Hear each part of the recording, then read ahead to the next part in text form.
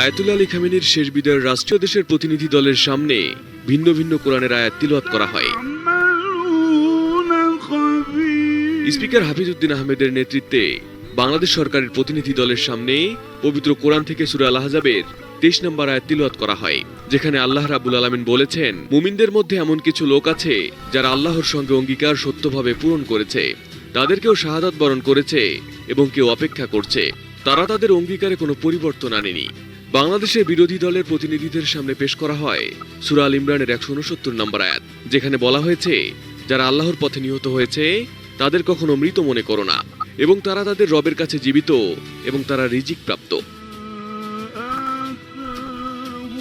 একইভাবে পাকিস্তানের প্রতিনিধি দলের সামনে তিলাওয়াত করা হয় সূরা আল ইসরায়ের 80 নম্বর আয়াত, যার অর্থ, আর বলুন, হে আমার রব, আমাকে সত্যতার সঙ্গে প্রবেশ করান এবং সত্যতার সঙ্গে বের করুন, আর আপনার পক্ষ থেকে আমাকে দান করুন সহায়ক ক্ষমতা।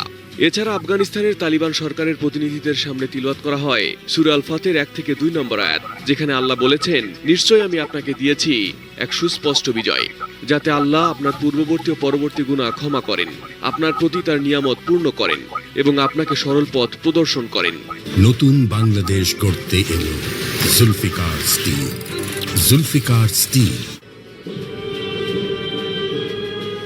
একইভাবে সব দেশের প্রতিনিধিদের সামনেই পবিত্র কোরআন থেকে ভিন্ন ভিন্ন আয়াত তিলাওয়াত করা হয়, তবে সব থেকে বেশি আলোচনার জন্ম দেয় সৌদি আরবের প্রতিনিধিদের সামনে তিলাওয়াত করা আয়াতটি।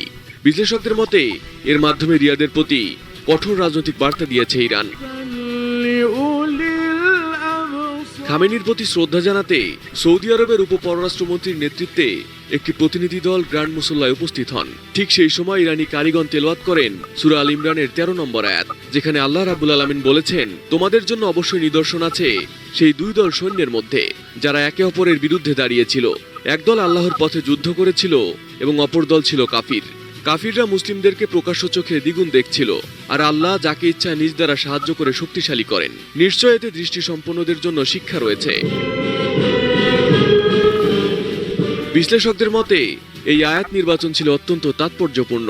বদরের যুদ্ধের উদাহরণ টেনে ইরান ইঙ্গিত দিয়েছে, যারা পশ্চিমা শক্তির পাশে দাঁড়ায় বা তাদের সহযোগিতা করে তারা তাদের পথ থেকে সরে যাচ্ছে। বিশ্লেষকদের মতে গত 28 ফেব্রুয়ারি মার্কিন ও ইসরায়েলি বিমান হামলায় নিহত হন আয়াতুল্লাহ আলী খামেনি। ওই হামলার সময় যুক্তরাষ্ট্রের সামরিক তৎপরতার পরোক্ষভাবে সহায়তা এবং কার্যকর পদক্ষেপ না নেওয়ার অভিযোগে সৌদি আরবের ওপর ক্ষুব্ধ ছিল তেহরান। কূটনৈতিক বিশ্লেষকদের মতে পুরো অনুষ্ঠান জুড়ে কোরআনের আয়াতকে প্রতীকী বার্তা হিসেবে ব্যবহার করেছে ইরান। শোকের অনুষ্ঠানকে তারা কূটনৈতিক বার্তা পৌঁছে দেওয়ার একটি শক্তিশালী মঞ্চে পরিণত করেছে, যা মধ্যপ্রাচ্যের রাজনীতিতে নতুন করে আলোচনার জন্ম দিয়েছে।